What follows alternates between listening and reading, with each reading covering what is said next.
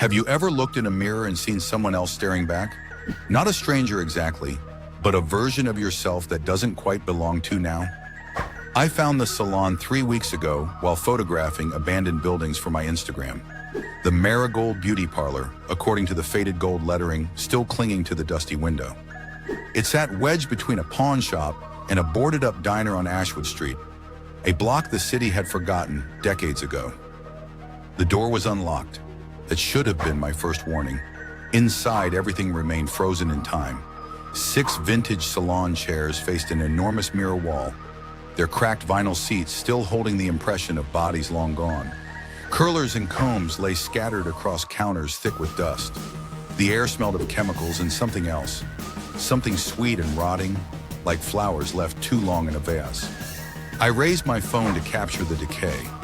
That's when I saw her in the mirror.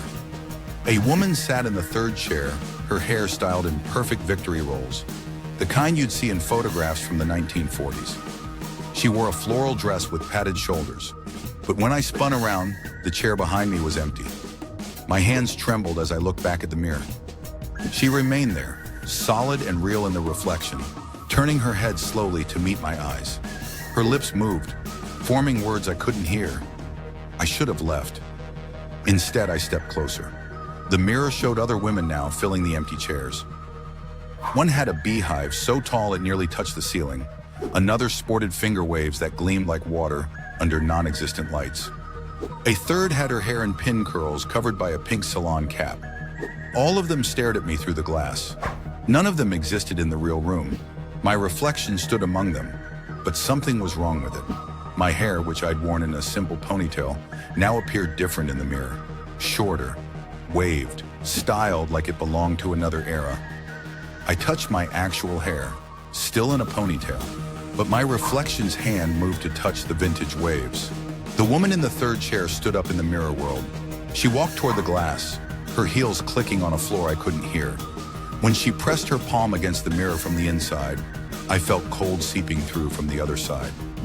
Then I heard it, the hum of hair dryers, the snip of scissors, quiet conversation and laughter, all muffled as if coming from underwater. The salon was alive in the reflection, bustling with activity that cast no shadow in the real world. I backed away, but my reflection didn't follow. She remained standing there, surrounded by the phantom women, her hair continuing to transform. The waves grew tighter, more elaborate. Victory rolls formed themselves, pinned by invisible hands. One of the women in the mirror held up a hand mirror, showing my reflection the back of her new hairstyle. My reflection smiled. I didn't. My phone buzzed. A text from my roommate asking when I'd be home. I looked down at the screen. When I looked up, my reflection had sat down in one of the chairs. A woman stood behind her, draping a cape around her shoulders. Scissors glinted in her hand. I ran for the door. It wouldn't open. The handle turned, but the door remained sealed, as if the building itself had decided to keep me. Behind me, the sounds grew louder. I could hear them clearly now. The women were talking about me, about my hair, about my style, about how I needed their help. I slammed my shoulder against the door. Nothing. The mirror pulled at me like gravity, like a black hole made of glass and memory. I could feel myself being drawn backward, my body moving against my will. When I turned, all the women had left their chairs. They stood in a line, facing outward, facing me. My reflection stood among them, her transformation complete. She looked like a photograph come to life, perfectly styled for an era she'd never lived in.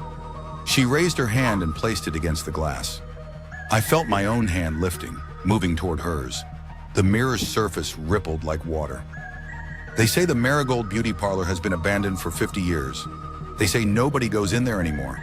But sometimes, late at night, people walking past swear they see lights inside. They hear the hum of dryers, the murmur of conversation.